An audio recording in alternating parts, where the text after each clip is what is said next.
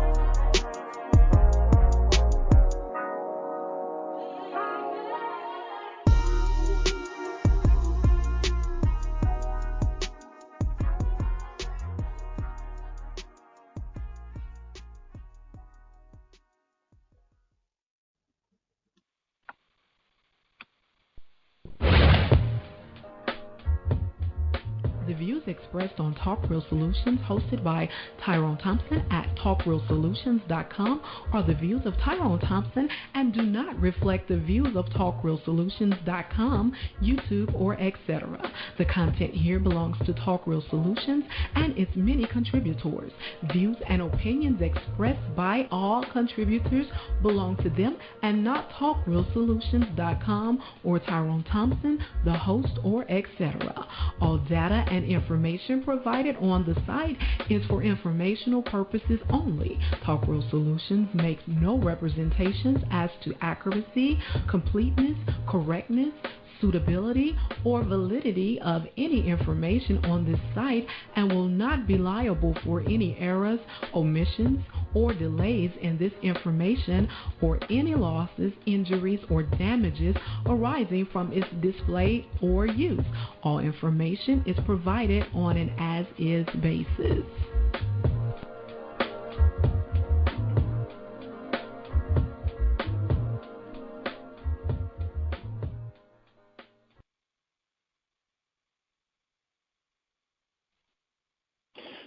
In a world where there's crime, corruption, violence, murder, rape, theft, and all forms of atrocities that plague the world in which we live in today, what you're witnessing, we are living in a state of chaos. It will take a much greater or extremer chaos to restore the order in which the world we live in today. Good evening, people, my people. This is Chaos here. And tonight, this will be an educational segment, something that could be useful to anyone, male, female, of a range of any age, particularly if you're a teenager or adults. This will probably be more suitable, but it is necessary, but also could also help in the decisions you try to make in regards to better yourself financially in this economic downturn we're witnessing, or we're in right now. But before I give the title for today's stream, I would love for everybody to go to talkrealsolutions.com. On talkrealsolutions.com, you'll see a list of not only a 3-point plan by black banks, but also you will find the latest articles and news and current events on the website. So don't be hesitant, but go to talkrealsolutions.com. All the information is there for you to find for yourself. Also, Talk Real Solutions got a donation tab where you can donate as little as $1, $2, or as big as $5. Any money that you feel the show's worth, please contribute, donate. We love to, when our people donate to the show, and keep the roof and lights functioning here. Also, as I'm looking right now, you could also find us on YouTube, and you can find us on Facebook as well. And if I click the YouTube right now for y'all to see, this is streaming on YouTube on Talk Real Solutions side of things. Okay, I see it's up. And you also go follow us on Facebook. If you're not a follower on Facebook, it's kind of funny in a way because the people on Talk Real Solutions, they go back and forth on the private chat. So if you want to get into the private chat and express not only your day but political events and stuff and how you feel about the world, just hit the like button on Talk Real Solutions and you could be added onto the private chat on Facebook.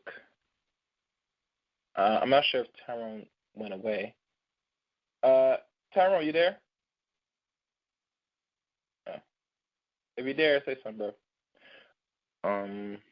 Let me check if I mute his line. I think I did. Let me unmute his line. I never did really talk about this, but some people were kind of questioning the if we have any other outlets, and we do. So let me do this. Hold on. Okay. I guess I can't control that. Anyway, he'll I'll tell you out in maybe future episodes what it's about. But if you want to get into the conversation in the chat room on Facebook, just hit the like button on the Talk Real Solution like page on Facebook. Okay, I think that's all the announcements I'm going to make. And now we can go into the festivities. Today's stream is titled Chaos Reign Presents Entrepreneurship. Is it the key or the keys for survival or surviving the 21st century? Which I should put century, but it's the keys for surviving the 21st century. And tonight I have a special guest, one of my good friends, Crumb, one of his good friends, has come in to discuss this matter. So now, Miss Joy Allen, if you're there, can you press *61 so I can see you on the board? So as an open line, I'd like to welcome for the very first time here on Talk Real Solutions, Miss Joy Allen. Hello, Miss Allen. Are you there? Greetings. Yes, I am here. How are you? How are you doing? Welcome. Good evening to you, Miss Joy Allen. Welcome to Talk Real Solutions for the very first time. I know that I have Crumb on here, a few shows on here, and we talk about many subjects. And I have dealt with, in regards to certain financial situations people could do to better themselves, but I never really got into a follow-up or more in-depth with it. But we'll see what we could do tonight. But before we go into the matter at hand, for the first time here on Talk Real Solutions, I like to take people back to a moment back in time so we can go right into the present and potentially to the future. So if you could tell everybody that's listening for the first time a little bit about yourself. Yes. As you mentioned, one can find me on Crumb TV on YouTube and or Branch of Knowledge, which is Crumb's other YouTube channel. I started out as a guest there and soon went into my own platform. And I am known on my platform for busting up all lies. My platform is The Memoirs of a Karmic Dynasty. You can find it on YouTube. You can also find me on Facebook at Joy Allen, Allen. And I cover a lot of topics on my platform. I do not just have one area of concentration for my audience. So that's a little bit about me in short right now. And there's much more to learn about me as we talk today because as with most of my presentations, I only present what I have experienced, so I don't put out too much of things that I'm not aware of, that I've not been through myself. Okay, excellent. Well, no further ado, let's go into the subject matter. Okay. If you have a presentation, you may proceed. But before you proceed, one question I have to ask from your definition. In regards to entrepreneurship, what it really is? Is it just, I guess, something that a person works for himself, or is something more deeper in entrepreneurship that people are not familiar with? Even the definition of the word entrepreneurship. I'm not sure if you want to explain in that regard. Yeah, to me, entrepreneurship is more than being a business owner. There are business owners who do as much work, if not more work, than their employees and or contractors. To me, entrepreneurship means a freedom, and that's a freedom and a separation from being an employee yourself. So to me, entrepreneurship is creating the business and then allowing your contractors and or employees to do the work so that you are free to do other things in life. Your business can still be your passion. You can have your attachments to it, but do not become a slave of the business, because to me, you may as well have stayed an employee and worked for someone else.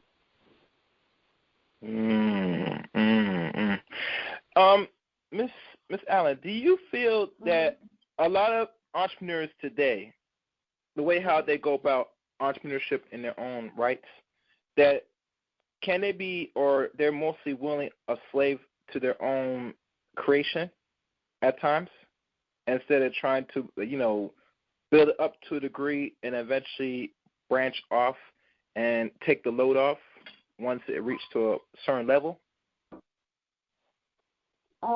I think most people take the framework, the template that's been given to us as what entrepreneurship is, and it's really a falsehood.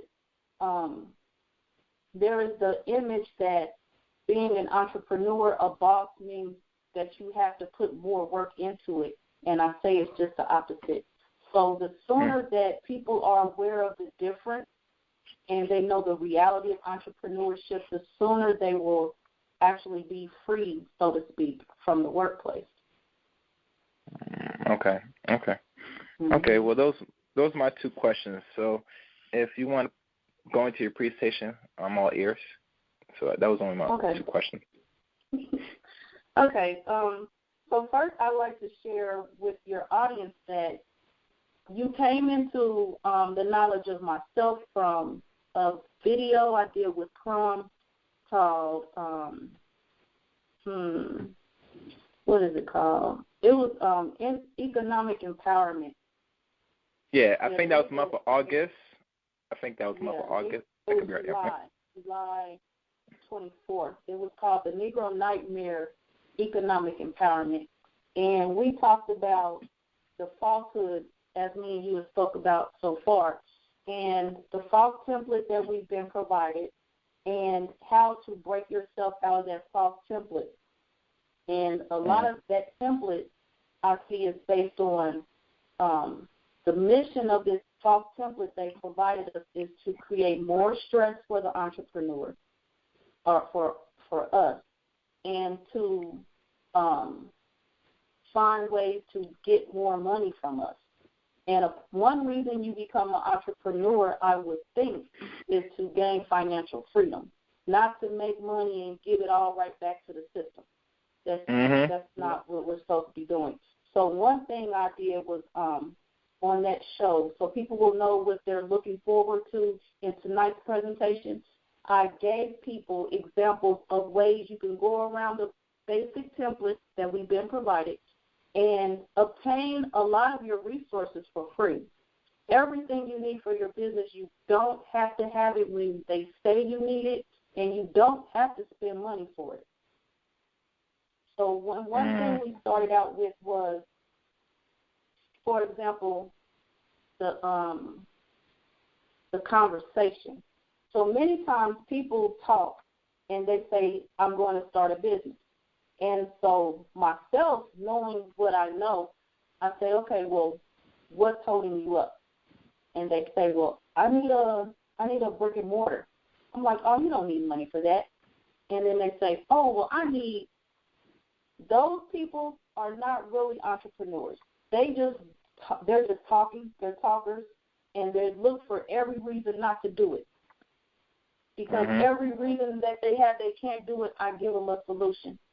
And then they just be quiet.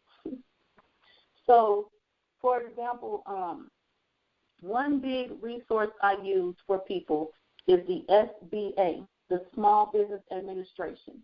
You can go to their website, sba.gov, and you can obtain a free business coach. And it's in every state, I do think so. So go to their website. There's a link, and you'll put in your state, and it'll give you the options, and you'll locate an office nearest you. So a few things the SBA offers is incubator sites, and the incubator sites is where you can have a workspace, and you don't pay any money for it until you grow your wings, so to speak, and leave the nest, and you grow. In the meantime, you're in the midst of other business owners who can help you shape yourself and your business, and you can network with those people who are experienced. Okay. Yeah. All right. But as you talk, I'm probably going to put this in the chat room so people could look it up for themselves. So give me a second. I'm doing some things. And it's titled, what is it called again? I think it's AB. I don't know if you want to give that website again so I could leave it in the chat room. Oh, SBA, Small Business Administration.gov, G-O-V. SBA.gov. .gov. Okay. Let's see what pops up. Apply for small business loan. Okay, there's ad. Okay. Oh, wow. It's a lot of links. There's small business finance. Apply in 4 minutes. All right. Well, you can continue. I'll just drop some in there and then let people look for it themselves. Okay.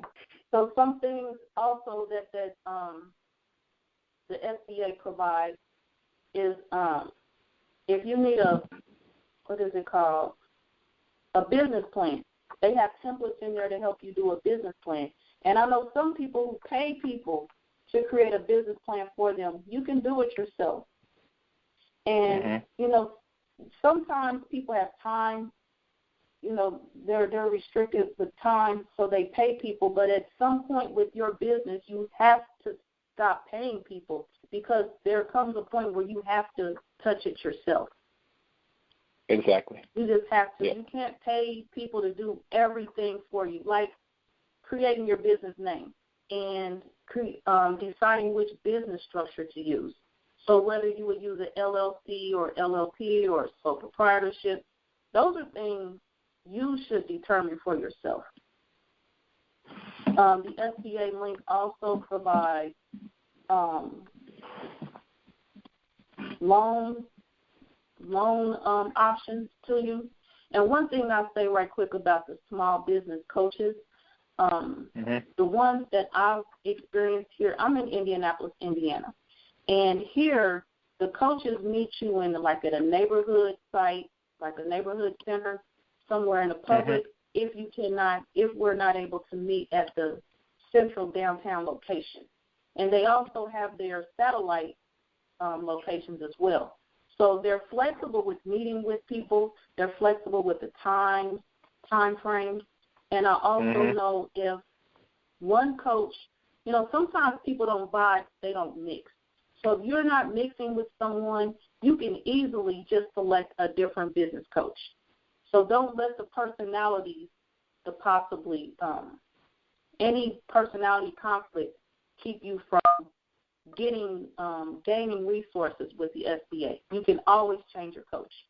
And right now, I myself, where my business has grown and is going, I went from one coach in 2016 to 4 coaches now because I have more than one business, and each business grows.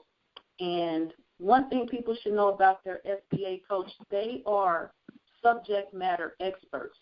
So if they cannot help you with an item in your business, they will talk to you about bringing someone in within the SBA that they know can cover that subject for you. And this is any fee to pay for this, for additional assistance? No, the coaches are free. I've been good. Since 2016, I've not paid for anything yet.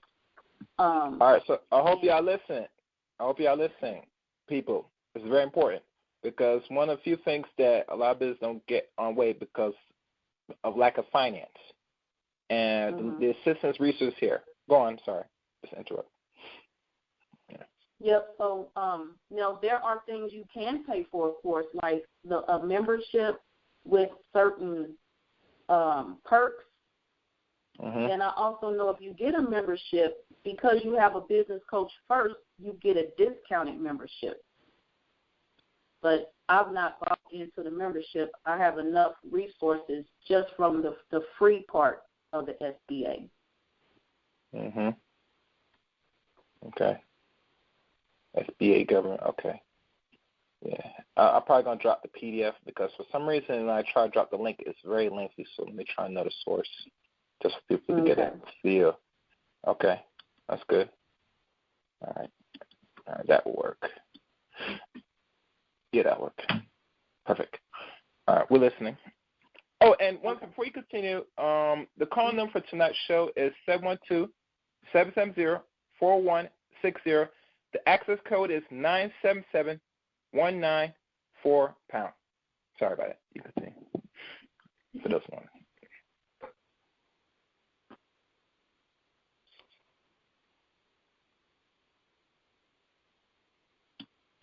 Okay. That's good. One thing with the assistant coach, is there like a certain time frame they work with you until you get like comfortable with the ropes with the assistance that's given? I don't know if it's like how long they'll stay working with you to make sure they help you just to get your feet, a little wet a little bit so you get the ring of the paperwork process. Well, again, which paperwork process you mean before I start? Like, I know with most business, because a lot of people, like you said, they have to create the title of the business. That means they have to write down paper and they have to go pay, I think, for an LLC. I could be right or wrong. Oh, yeah, I'm not the sure. business structure. Yes, yeah, that. And then, like you said, the next second after that, they go to the resource, like the org to find the people to assist them if they need further assistance. Do you feel that most people that doing their own, like starting off their own business, that would a good idea be paying a mentor as well? Like I noticed mentoring has started to pop lately for the last couple of years. Before we had the COVID situation, I once attended one seminar, and some mentors came across me, and they told me that if I, for a fee, they could help me establish my little, small little business or online business at one time. I didn't go through it because, of other situations. But you think going seeking mentors will also be a good idea or help in regards to, just the ropes to cut the hard, well, not the hard work, but let's say, most people are going to make mistakes. So with a mentor, it kind of narrows down so you don't limit your mistakes. Okay, from what I know, and based on your experience, what I'll say is this: the free business coach at SBA.gov, Small Business Administration, does more than a mentor does, and they do it for free. Oh, okay. So if anything, a mentor and monetary, you could put those two words together, they're the same thing. Mentor means monetary. The mentor does the same thing the SBA coach will do for free. And the coach will do more. And then to talk to you about the business structure and then contact SBA, I would say you can contact SBA on day 1, day 10, year 10. It does not matter when you call them, contact them, because it doesn't matter how long your business has been in operation. Businesses grow. Businesses change. And you'll always have something that the SBA can assist you with. And again, the SBA, I had my first coach in 2016. They are still working with me today on that business and the businesses I've added since then. So they'll be with you as long as you need them. There's not an expiration date. Okay. That's a good thing to know because, and I don't mind anybody else's hustle, but when I think about it, that because we're not really educated in regards to just the steps to go about, if let's say somebody has an ideal and they want to make it an actual business, we did not really take full advantage of the necessary government assistance, or not like assistance, what I mean by what's available for now, that without us paying out of our pocket, instead what we need to put into just to start the business out. Because like always, some people might try to get a loan from the banking just if they need money, actual capital to start, so that way they'll have a way of a cushion, so that way, there's something to put into it now. So when you actually start getting money coming in, you could easily start in the process of paying your bankers and your creditors. Actually, that's another question to ask in regards to loans. In regards to getting loans, I know the importance of a credit score. Is it really a reality that people have to have like a super high credit score to get, let's say, a loan or write a certain loan to the banks to get a certain amount of money? Or how much money a person should need just for any business, if there's like a cap that for a man or a person has to say, I need this to really, get my business up and running, like for to go to the bankers? That's my other question. Well, there is not a specific credit score that's required to get a loan. It is and it's not. There are different loan types, so there are different loan criteria. And sometimes the credit score does not have to be on the higher end. At all times, it doesn't have to be. So also, with that being said, there are loan options in the SBA.gov website. I would use that as a first source, as a trusted source. And also, grants are an option for businesses as well. Okay. And with the grants, from my experience, I'll say startup businesses, they don't most times offer grants for startup businesses.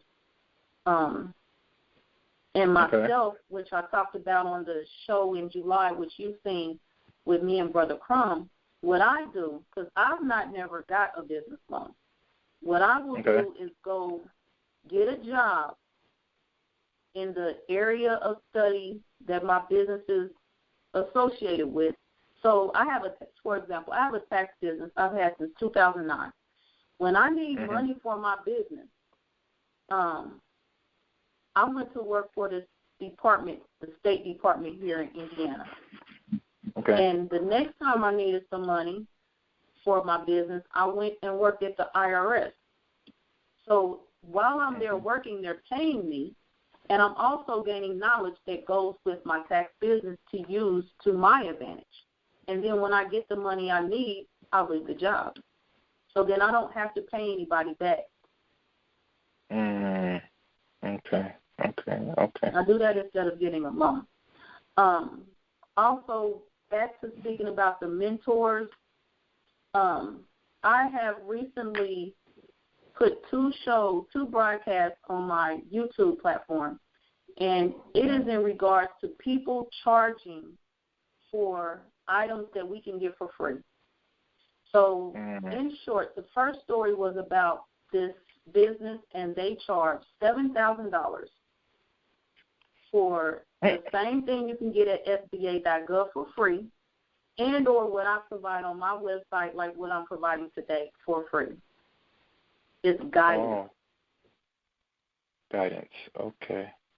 $7,000 they charge, but $7,000. And I know about it from someone that I know that came to me about it after the fact. They had already spent their money. And the second show I recently did was about a group in Michigan, and they're doing the same thing. And they use things like a monthly drawing, where they pay out people some money, like a think tank. So you submit your business ideas to them, and you get into a drawing for some money. They're having people pay them as well. And it's a scam. To me, it's a scam. If you can get it for free, why would somebody charge you for it? Because they can, and because people pay them for stuff you can get for free. So right now I'm on a campaign of exposing people who charge people for things they get for free. And your YouTube channel, I'm not sure if you could send it to me through the Facebook. I might just post it to share the links on the chat room for people to watch, if possible. I mean, yeah. I'm going to send it now. Because to be honest with you, Ms. Allen, there's a lot of scamming in this community when it comes to our people. I'm not saying either right or wrong, but it's hard out here, and I can see why people go out the way to try to hustle people just to better, not only for themselves, but, because when I look at $7,000, I could put that into my business alone, just to start. And that to me is just crazy because depending on what the person makes or what job they work before they start their business, that if I multiply that to the average consumer that's seeking guidance to start their business, a person can make a easy, quick $7,000 a year, possibly, maybe depending on how much they pay in tax that, which probably might be a write-off. Just that alone. And I find that problematic because I'm not going to. Well, I'm going to say person because you might be familiar. Even when a guy named Mr. Polite, with the real estate situation years ago, one dude, I had a friend, I think his name Aldone. He did a video on him about this correcting status and all that stuff, and for some reason it got buzz back on his side because a lot of people were sitting there hitting him up that went out the way, paid their, I think it was like $1,500 just to get their status changed. And let's just say we didn't hear much after that. And right now he's probably doing other better things now. I think he's like almost a millionaire now. But, you know, way how most people make their money, especially in America, is a capitalist world. So you have to take advantage over people that is ignorant or doesn't really have no knowledge at all. Because in this system, you will be like the sheep, and the wolves are there waiting just to eat you up. Yeah. And I tell people, why you think there's a rich and there's a poor, or what they call rich, middle, and poor? And really true, there should not be no middle in this country. The middle was created for the last 70 more years after World War II. But people got to understand that the way how we living now, this was temporary. You know? Right. Always throughout history, there was always an upper and lower class. But a lot of us don't see it like that because we live in a country where there's land opportunity, which it is, but it depends how bad you want that so-called opportunity, because nothing is given for free. If you look at the people that making the big money, look for their background that they had to engage in some type of criminal activity to get that money. Because the history of these people are known for criminals. Hell, America was built off criminals. And if you look through not only our history, but look in present day, other nations like, and I'm just going to throw this out there, and you might know this better than me, like what the Asians are doing right now, they're following the same playbook that the Europeans did to start colonize the world.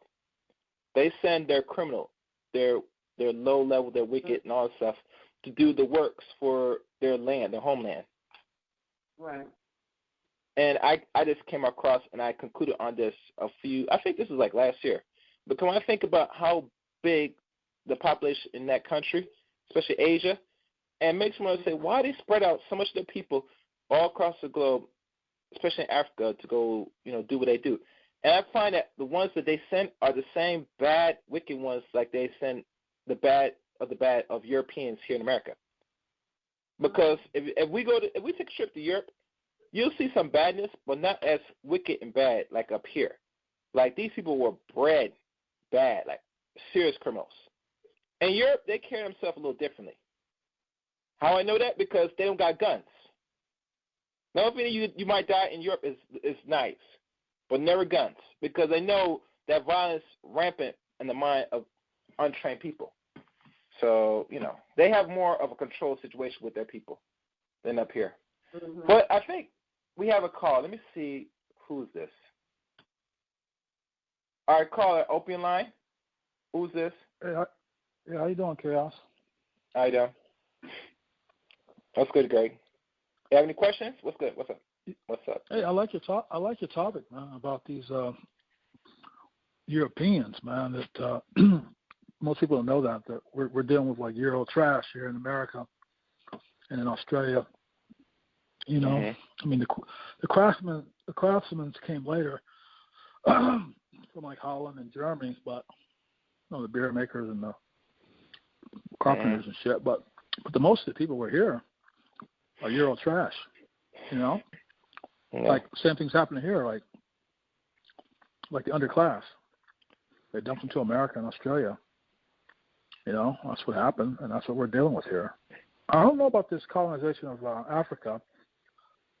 I don't think the Chinese are trying to colonize it. They're probably just trying to make money and get natural resources like oil and minerals, but I don't know if they want to colonize Africa. I mean, they have a big country of their own. I'm not sure they want it. One question, Greg. We are actually talking about entrepreneurship. Do you have any questions or any take on the subject matter? I am an entrepreneur. You know that, right? I'm an entrepreneur. Yeah, you did mention something about that, but I never really go into. I mean, listen, Greg, I listen to a lot of things, but I have a lady out here that's teaching this tonight. Besides entrepreneur, how long have you been an entrepreneur since you're calling, Greg? About 13 years. And what you do as an entrepreneur, if I may ask? Electrical contractor. But I will give you some advice about it for people who are going to start out. Is that what you should do, for me, is that you have to be professional at all times and treat people with respect, right? But when you start out, you should have at least 6 months worth of money to sustain you, pay your rent, mortgage, car, everything. And you should probably lower all your bills to just basic necessity. Get rid of cable, TV. Get rid of, you got a fancy car with a prepayment, get rid of it. Just get the basic stuff you need, and you don't need all that fancy shit. But I would tell people, do that, have some money saved for reserved, be professional, and you should lower your prices very low, because when you start out, you have to get customers, and there's two ways to get customers. Either you get new customers or you steal them, okay, from someone else. Okay. And steal them is the best way to go. Just steal your customers from someone else, and you need to lower your prices well below anyone else's prices, because you're not trying to make money for the first 6 months or so. You're trying to steal customers, okay? So you lower your prices. If you got a hairstylist, whatever, you lower it low as you can get them. You're just trying to get customers for the first 6 months. Then after that, you raise your prices by 40% or whatever. You raise your price to where, and then you're going to lose 40% of your customers. But that's okay. Those are the ones you don't want anyway. You want the other 60% of your customers. And you raise your prices, and you're going to keep them. And because most of your customers are going to be word of mouth. And you got to treat people with respect, even a little person, because you never know. I've had people I've talked to in the bars, and like 5 years later, they'll come back, and they'll want me to, wire up their garage and shit, or whatever. You just have to, you don't know who's who. And you have to listen a lot more to people. You have to listen more than you talk. That's the most important thing you got to do. You got to listen to people sometimes, because business is weird. You can't really go by the book, what they teach you in college. Some things you got to learn from experience, from people that's been doing shit. You just pick up little hints, little things that will help you out. And you don't know who's gonna fuck you over. It could be a damn receptionist. You go in there, you're trying to get business, and you're talking grimy with her and not showing her respect, and that chick could be the one that's going to fuck you over. You just don't know, or she could help you if she likes you. You have to just just have to be that way. That's just what I'm saying about being an entrepreneur. You have to get into a business that you can make profit. You can't. You have to look at the profit margin, and you have to factor all that out. Anything. If you're going to do a concert, you got to, if you got a venue that only allow you have 100 people in there, and then maybe they're charging you, $4,000 a night for the place. You have to say, well, okay, I got 100 people. I need to make $40 a piece off these people, just to break even. And you factor in the drinks. You got to factor in your security, and then you got to always add 10% of whatever you think it's going to cost. It's going to cost 10% more, no matter what it is. You have to do the numbers, man. You got to crunch everything out. And and then you have to also something else, man. You got to be greedy too. It's the most important thing about business. You have to be greedy.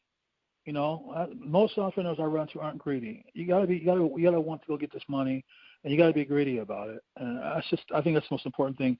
You have to be greedy, and you have to go after it, man. And not give a fuck, about rejection. You gotta fuck it. You gotta just keep going at it. And it's just a numbers game, Okay. And about being black, man. One more thing about being black. It's a hindrance, but it's a I got another caller. Okay. Cool. All right, Chaos. I'm done. All right. I'll listen in. All right, great. Before I open the lines, next caller, any feedback to that, Ms. Allen, or anything like to redefine anything in regards to that? I have on professional hat today, as he mentioned, professionalism. So no feedback. Let's take the next caller, please. Thank you. All right, cool. Next caller, Jay, is that you? Hey, what's going on, Gary? How you doing? All right. You have any questions? Yeah. On the topic? Yes, sir. I'm definitely listening to what there was being spoken. I wanted to ask her, what do you think is the best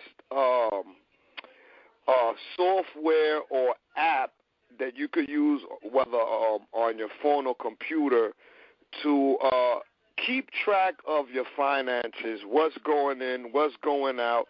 And I'm not talking about, obviously, in the bank account you have your slips, what's going in, what's going out. But overall, what would you think is outside of, obviously what's coming in and going out of the bank account to track your what, again, the money going in, where this goes, the categories, the breakdown.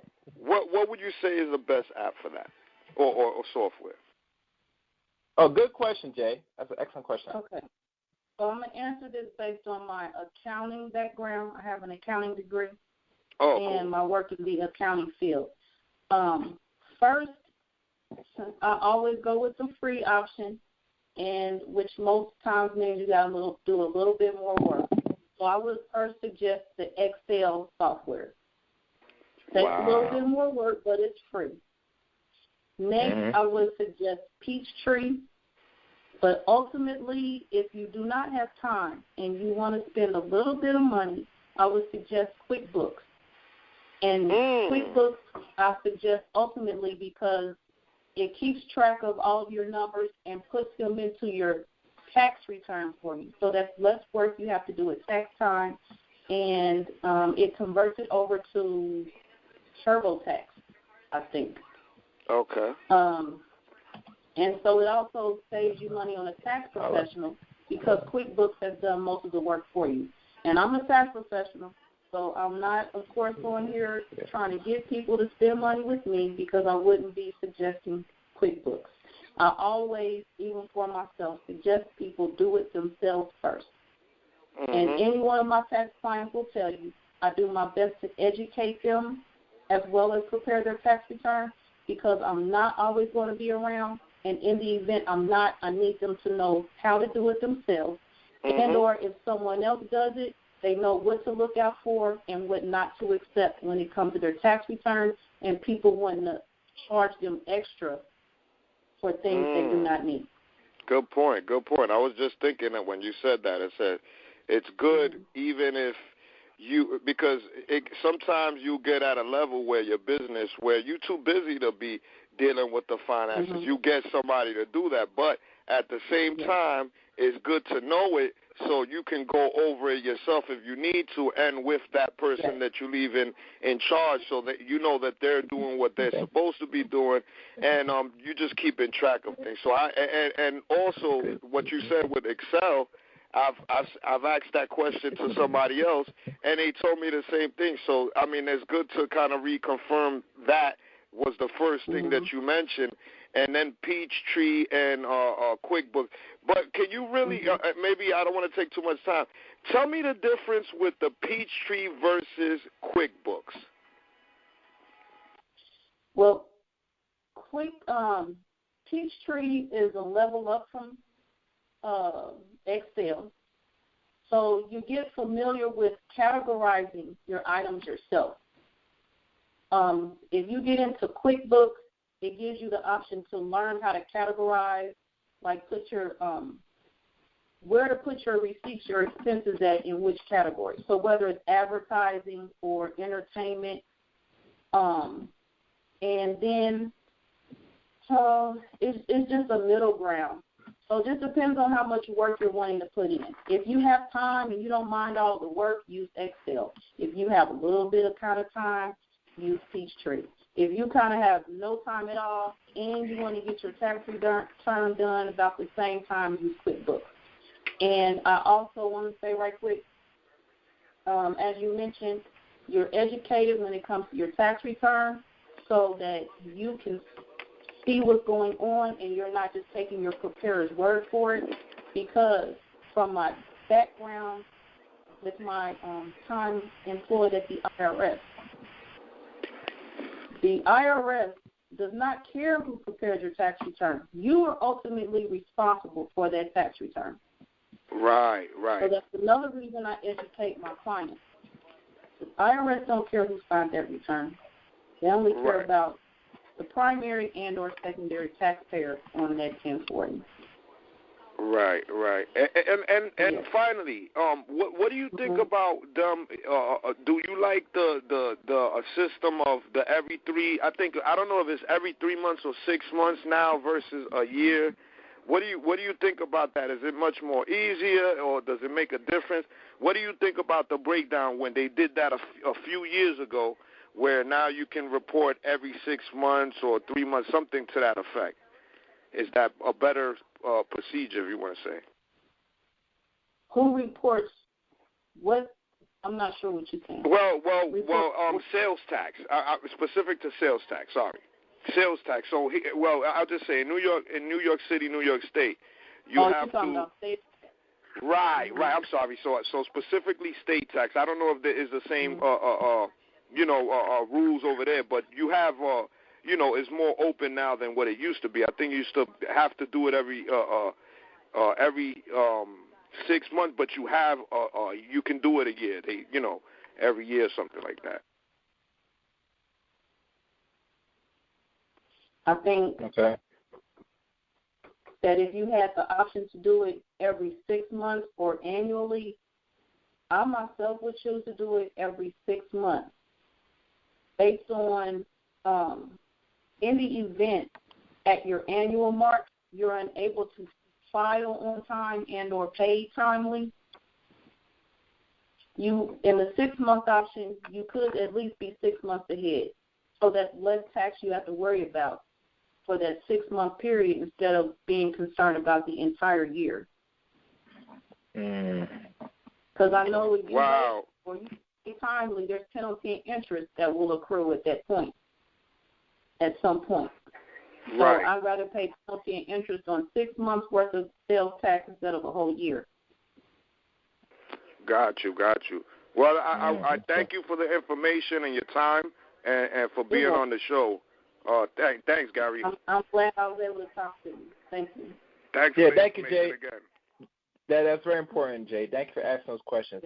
And I'm not sure if I'm familiar, and I know I see you. If you press *6, Monica, I think this is your alley. If you can press and I cue you onto the call line. The taxes part. I remember when Donald Trump was in office. I think it was in 2017. The whole office, including Democrats and Republicans, kind of, I guess, restructured the tax from 30% to 21%. And I'm thinking when they did that, I always think in the back of my mind, as most people that works the job, that how much the people that working, how much their tax is going to start going up.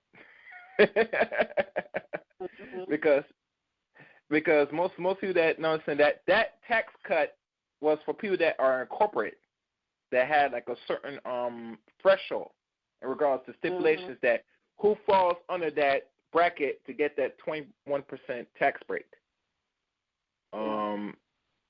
And I know we don't go into the political side of things, but I know a lot of our people, especially the men, were very angry that, this man is lost and that they worry about this next president going to raise people's tax. And I'm thinking how people are very politically ignorant about taxes. That if you work a job, you're going to be taking most of the bulk of the taxes. I just don't get why people don't really pay attention. That corporations don't pay taxes. Yeah. Amazon doesn't pay no taxes. Microsoft don't pay no taxes. I can go on. A list of major corporations. When that stimulus bill was passed, the people that got the first wave of the actual recovery money were the corporations that they don't have to pay back. Yeah. While the American people got what, Miss Allen, a stimulus check, which now I'm hearing rumor that they'll supposed to get another one before this year, but that's not happening. So I'm not sure what's going to happen going on 2021. But this is the education piece that we are not very aware of, Miss Allen, about really what really is taxes. So my other question, and Monica, if you want to answer the question, please come up on the point, is really for a lot of people to set the record straight. What is taxes? Does it really tax affect everybody, or affects a certain set of people, or structure businesses, how we view taxes. I don't know if you want to go into that portion. Could you be more specific with your question? I'm not sure where. My question in regards to the definition of taxes. We pay taxes, but do we really understand how can we limit the amount of taxes we pay on ourselves? Because that's my question. How we can limit the amount of tax so we don't get burdened of so much taxes that the average person is going to be paying besides to work the job? Well, my first recommendation would be the topic of today's show, entrepreneurship.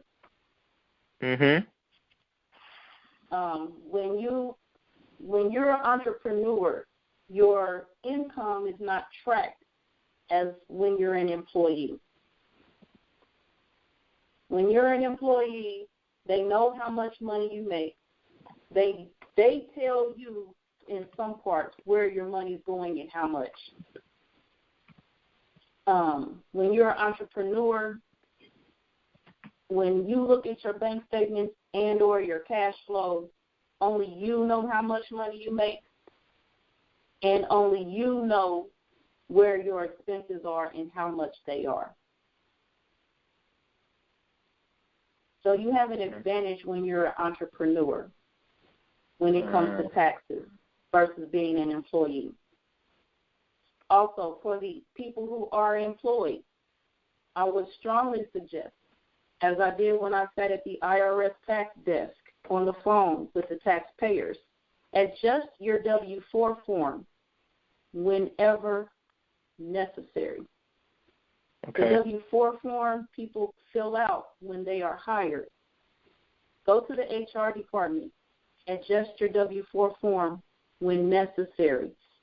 Some people think when they complete that form for their hiring period that that's the way that form is going to stay until they no longer have the job, and that's a misconception.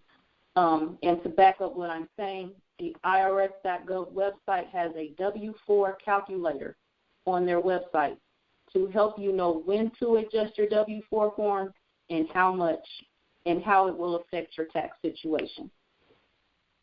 So some people unnecessarily have too much tax coming out, but they don't know that because no one educated them. Okay.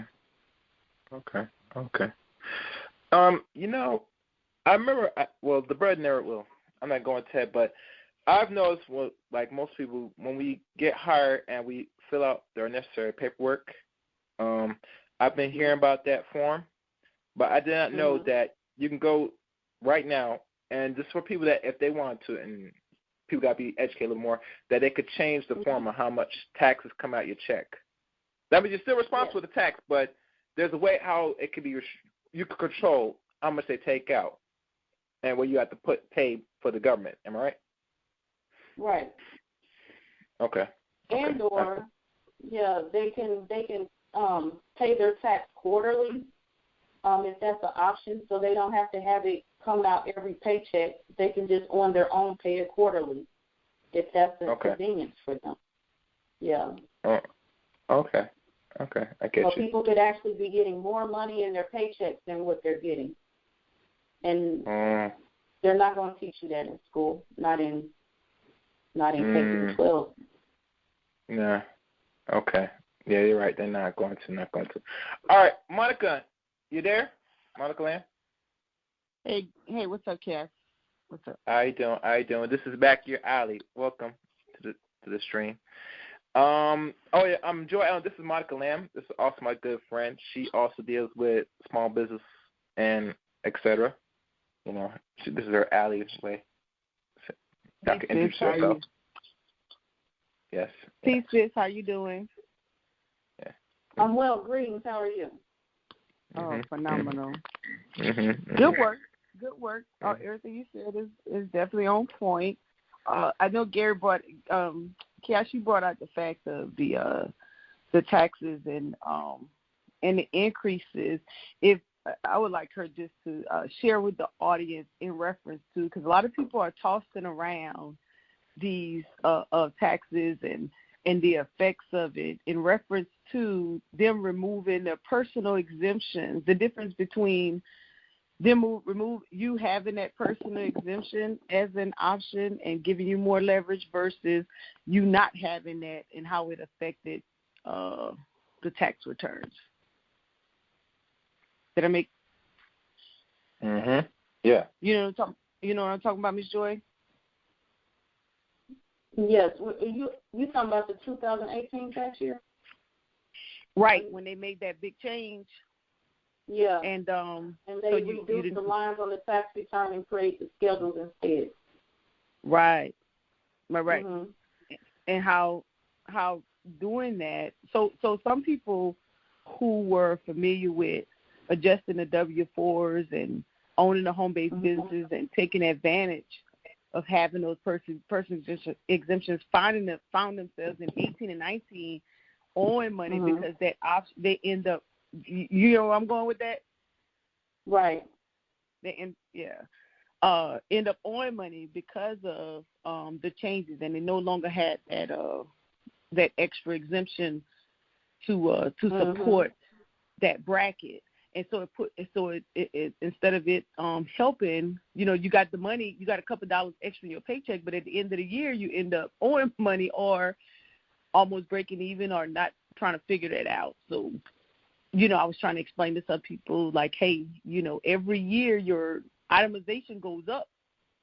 So if you're not paying attention and you're itemizing, so 2020, your itemizations for single is going to be, $12,800, and I think for married, $24,008 or something like that. It goes up a little bit. Are you talking about the exemption? I mean, you're talking about the itemization.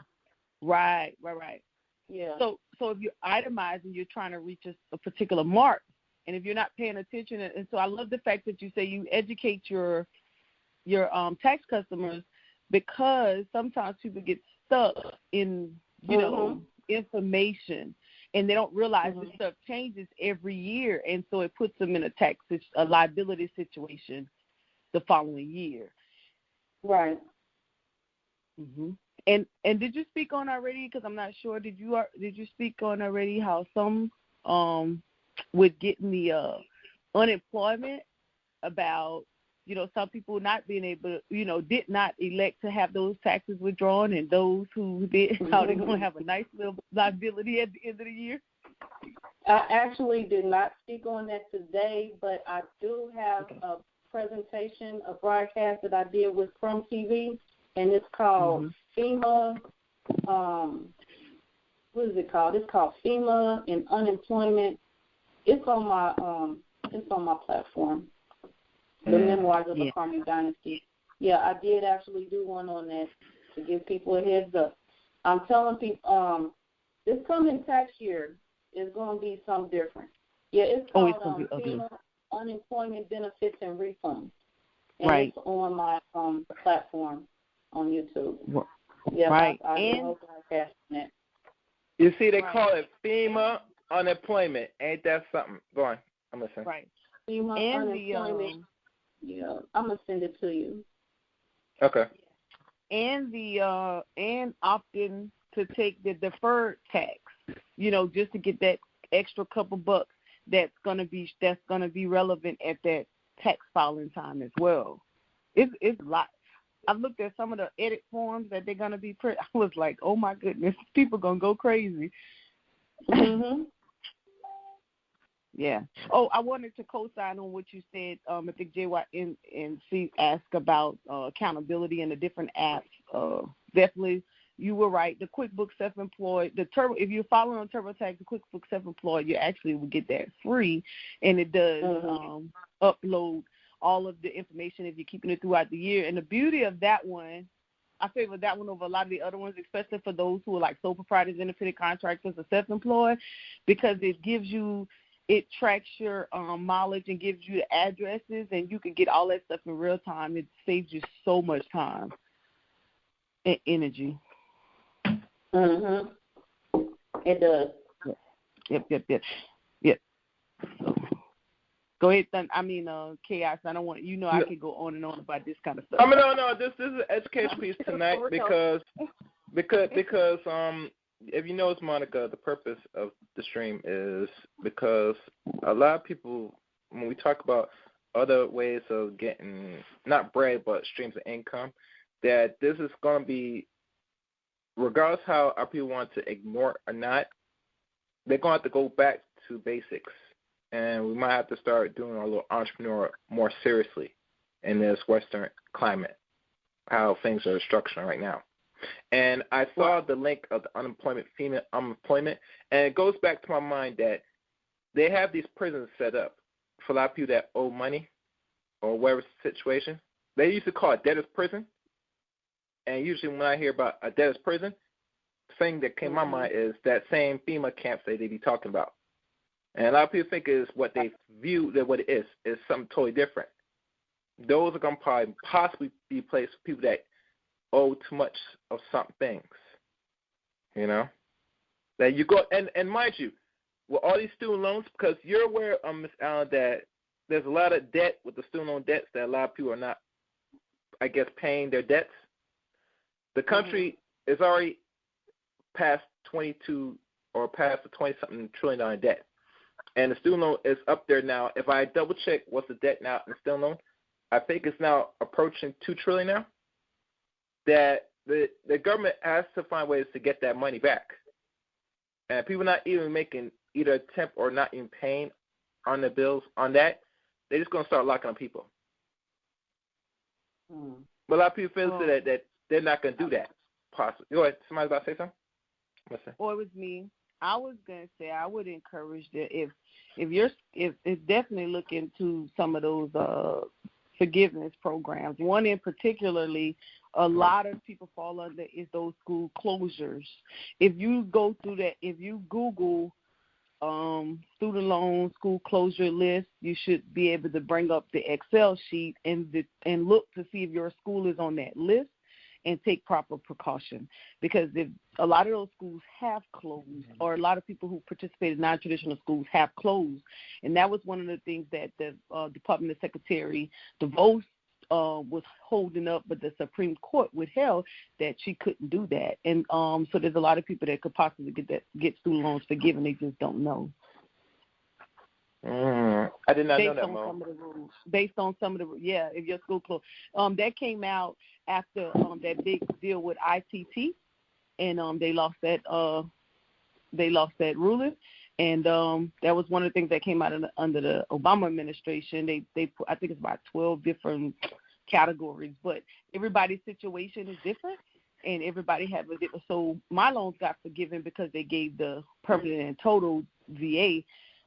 So they automatic this past December, I was already forgiven, but they this past December, they just went in and automatically did it for the veterans. Like you didn't have to put in paperwork if you haven't already done it, because they just went in and they just did a sweep based on what the VA had and who they had loans, and they wiped it out. But for anyone else, who fall under the other categories, that you have to go through that process. I'm gonna do a stream on that. We did one before, but I probably need to update it. Yeah, it has to be updated because if you look at, I'm not sure how many universities actually closed down this year. I know they were closed down left and right, depending on because of the money aspect or people not aware of. Some people don't know that you could still be liable if you took any loan of any nature. You get me? And I know if I did the really digging works of how many percentage of men and women got in debt, I know women hold bulk of the debt because most women are in universities than men on the average, and they're not getting like a free ride to college on the average. So either if you finish or don't finish, you're still liable to that debt. So if you're going to take any loan, it better be something that you make a bang out of your buck, and you have to finish, because it don't make no sense you go to school and this is something new that I heard, that people go to school and they drop out. And I say, yeah, you did that, but you took a loan. I mean, if you're going to do something, you at least finish it. Because now say you just put a heavy burden where you have to go find work, and sometimes the jobs you might work might not pay you enough if you're not going to start paying back in loans. And I'll be honest with you, Mo and Miss Allen, a lot of people feel that it's not no big deal. They think it's going to go in their credit score and that's it. Shoot. They don't think that's not important to pay. I mean, it's funny, but this is what it is. The total. So yeah. as of October 19, 2020, domestic schools 17,160 and foreign 363. So the total number of schools closed is 17,523. So if you Google it, it's in alphabetical order. You could search it by school, you could search by location, you could search by school code.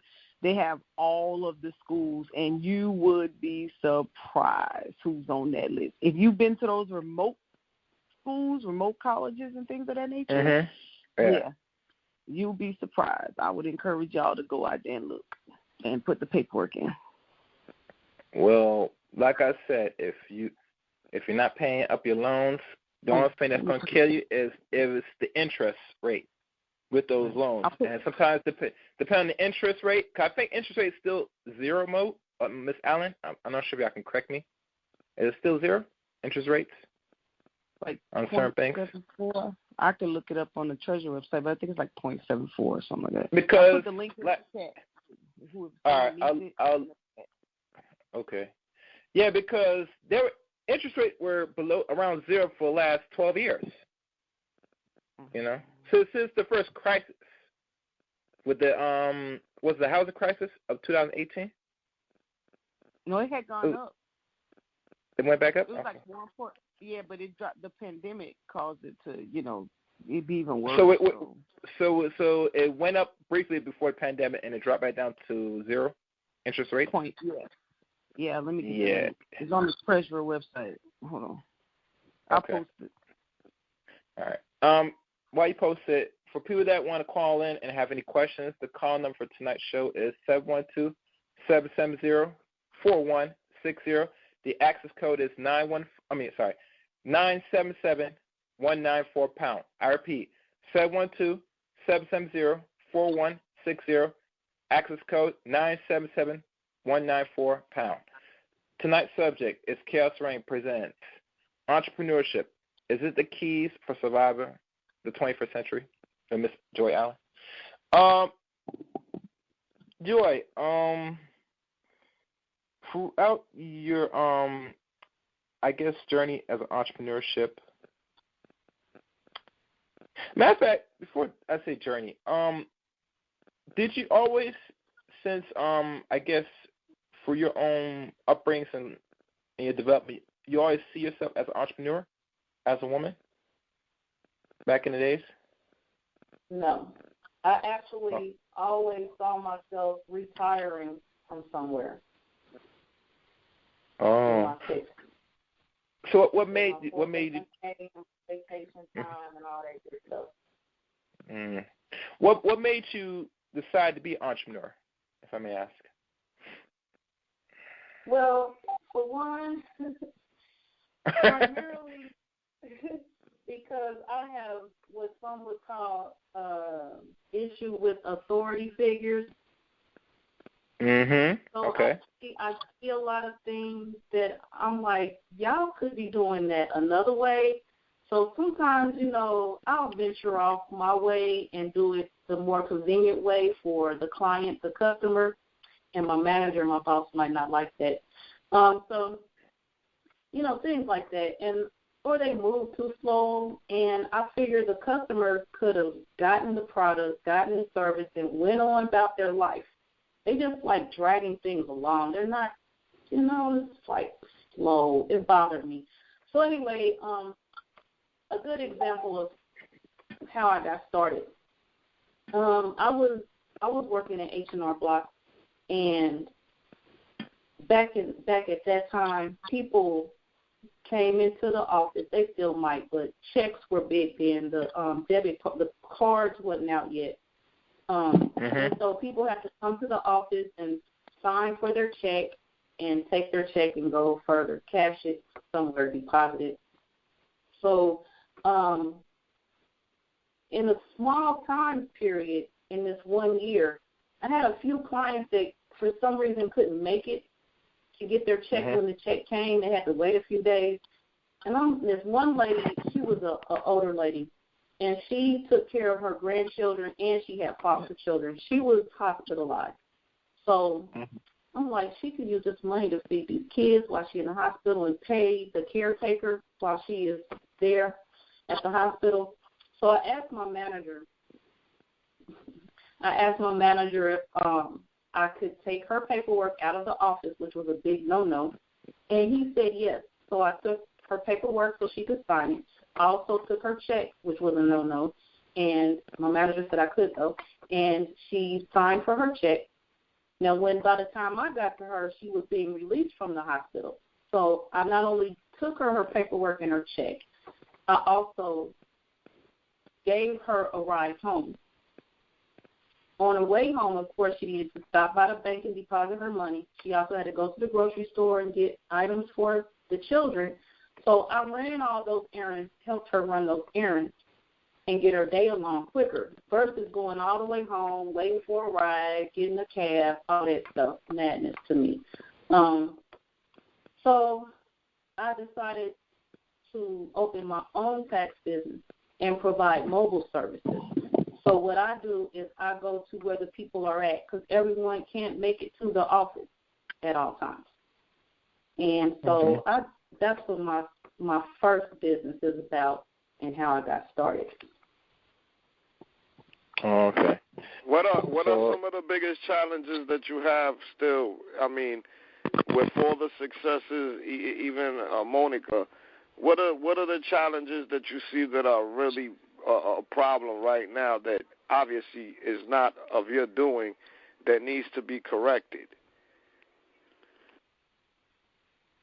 Are you talking, Jay? What in general, yeah. Like, even as women entrepreneurs and things like that, what do you see as a big obstacle or something that needs to be corrected, even with all the obstacles you already had and been successful that still remain right now to this day?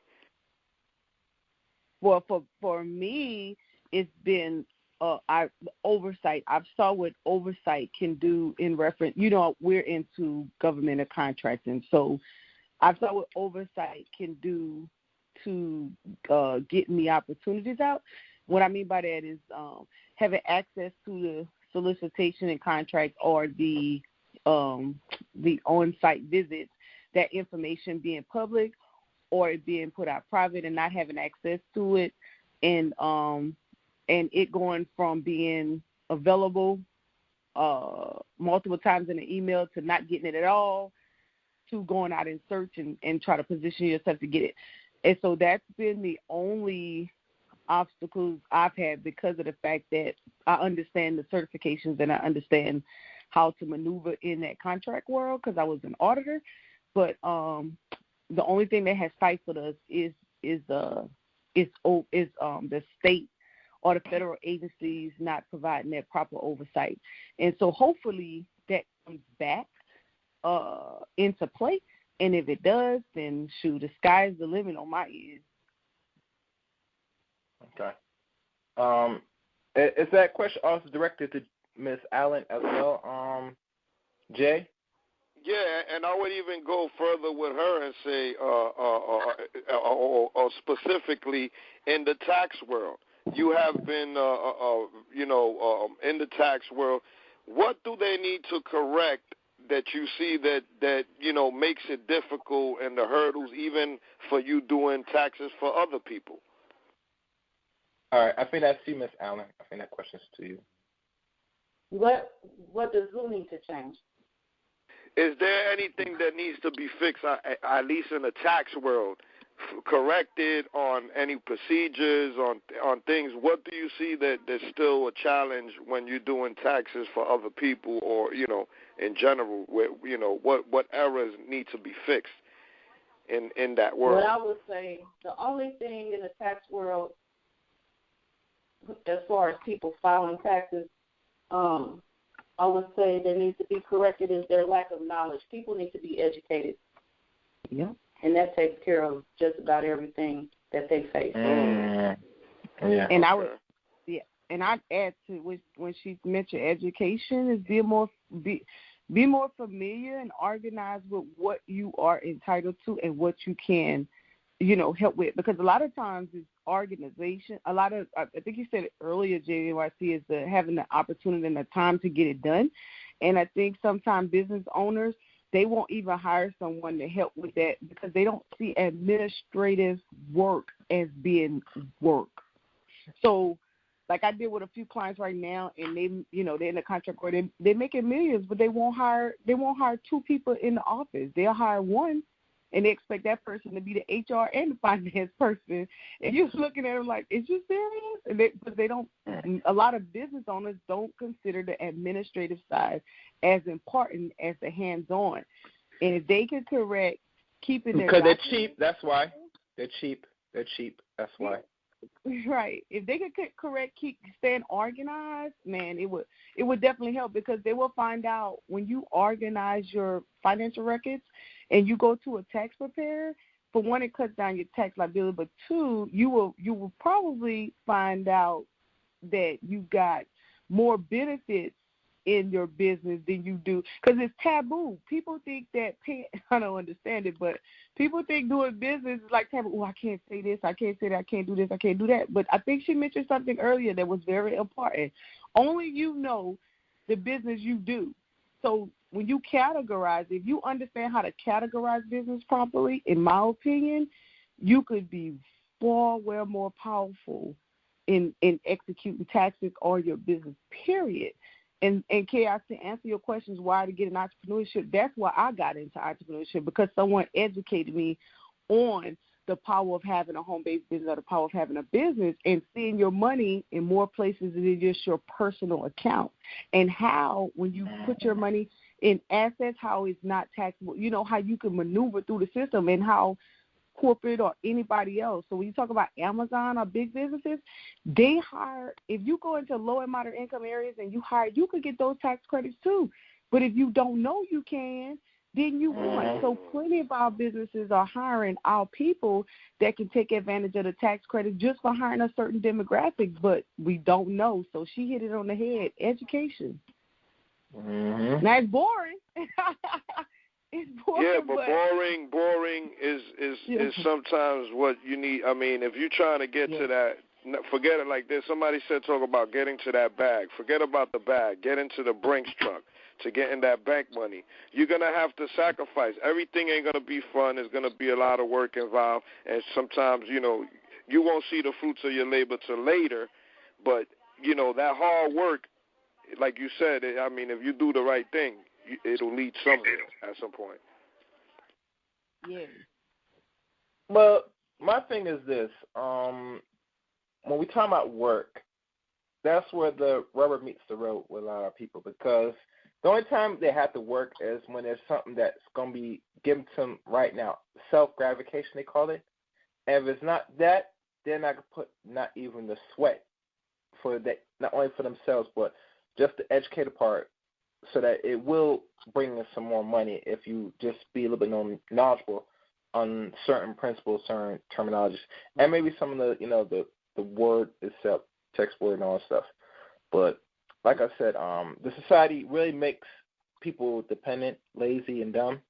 It's intentional because, and my thing with education, and I probably have one more question with you, Joy, but not yet, but is moving forward now, because you're a mother yourself, and what do you think, any tips and guides for mothers or parents in general to really, change the mindset of their children or try to present entrepreneurship to them? Because I know most parents don't think about this, but this is where we probably are going to be heading anyway.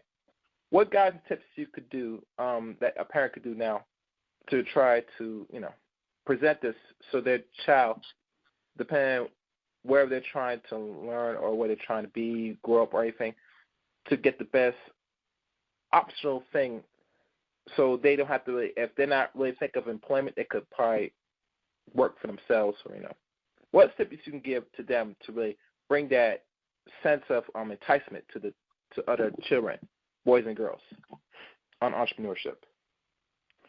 That's my question. There. You talking? You want Miss Joy to answer? Yes. The question to you, Miss Joy. What tips or any advice, anything you could tell any parent? How can I present entrepreneurship to either my teenagers or my kids, or what I have to do, what steps to take, so that way they know they have not only options, but they should not expect any job given to them if they go as way as go to college or anything they're doing. This is what I teach my children and even my grandchildren. I teach them that they do not have to work for anyone. They can be their own boss. I also point out to them through myself as an example, the amount of time that you could put into a day when you want to put into it versus getting up and going to work when somebody else tells you when to go to work, when to take a break, when you get off work, when they want to suggest overtime to you. And I use myself as an example of all of the so-called free time I have to do what I choose to do. I also teach them the benefits of being myself. I retired 3 years ago versus being retired in 20 years, and waiting till you're retired when you're in your 60s and living your life then. You're supposed to live your life your entire life. You're not supposed to wait till you're in your 60s and somebody tells you now you can live. You're not, and then when you are in your 60s and you've been slaving through the system, your body is not up to all the things you may want to do. Some people don't even live till that time to see retirement. So I give them the bigger picture, the outlook of life to their advantage. And one thing I do with my grandchildren, one in particular because she's of age with her English, she speaks about her mommy and or daddy going to work. I'm like, okay, well, you're not going to work. You come in here with Mama, and you're going to be at the office today. So she has her own desk in my office. So I would say not only talk to them, but give them the actual example. And I show her, how to sit at the office and things you do versus the rat race. And in the rat race, you don't have time to do anything more in your day than go to work, come home, clean up, feed yourself, and prepare for the next work day. Somewhere you might be able to sprinkle in some fun, but that's not a life. So this would be an example. And even if people are not in the place where they can yet themselves be an example, I would say get someone you trust to be the example for the child. And even, take the child on your visits with your SBA coach. And then they'll see for themselves what you can get for free versus what you have to pay for. So when it's their time to become entrepreneurs, they will be able to dismiss the people who want to get in their pocket. So I would just say let them shadow you. Let them be the example. Don't just talk about it. Be the example. Yes, well said, well said.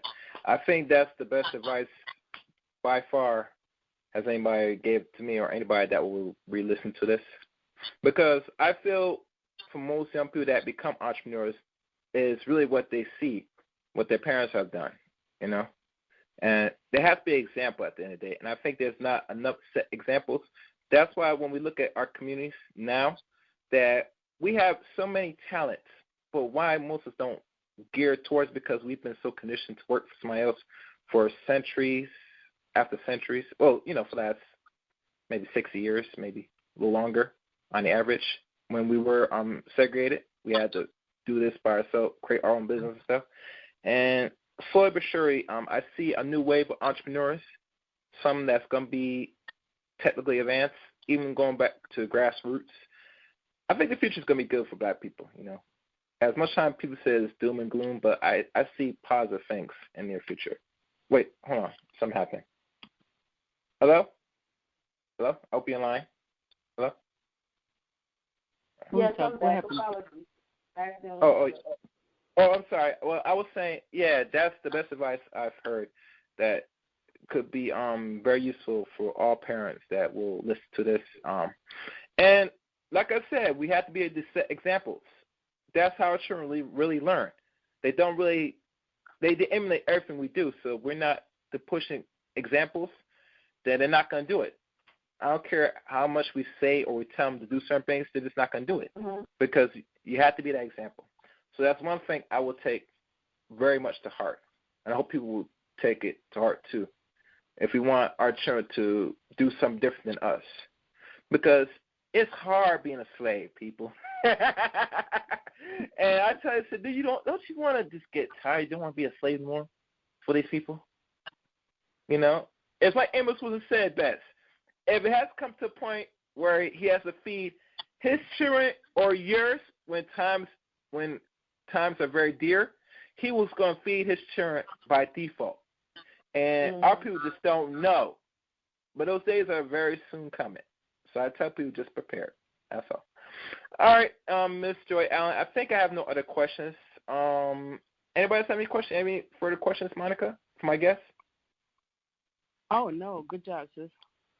All right. I'd like to thank you again, Ms. Joy Allen. And I also subscribe to your channel, and I did drop the link, so please subscribe to her channel. So I think it's a new channel that you made on YouTube. That channel's been there since January. Okay, all right. Yeah. Well, like I said, people don't worry. I'll put in the description your channel again on this broadcast, so people will find it and subscribe to you. But thank you, Ms. Joy Allen, for your time and your information. This is very helpful. I learned a lot, especially. I'm hoping people that when they go back to this will learn even better. Thank you again. Thank you. I appreciate being invited here, being a guest, and being able to educate more of us. I appreciate the opportunity. And thank you. I appreciate all the callers and you as well. Thank you. I appreciate it. Thank you, Ms. Joy Allen. I'd like to thank Joy Allen as a guest for this stream, and the links will be in the description. And like always, comment, subscribe, and like this video. You can also follow me on Twitter at ChaosReign7. Thank you for listening. Until next time. Let it chaos reign.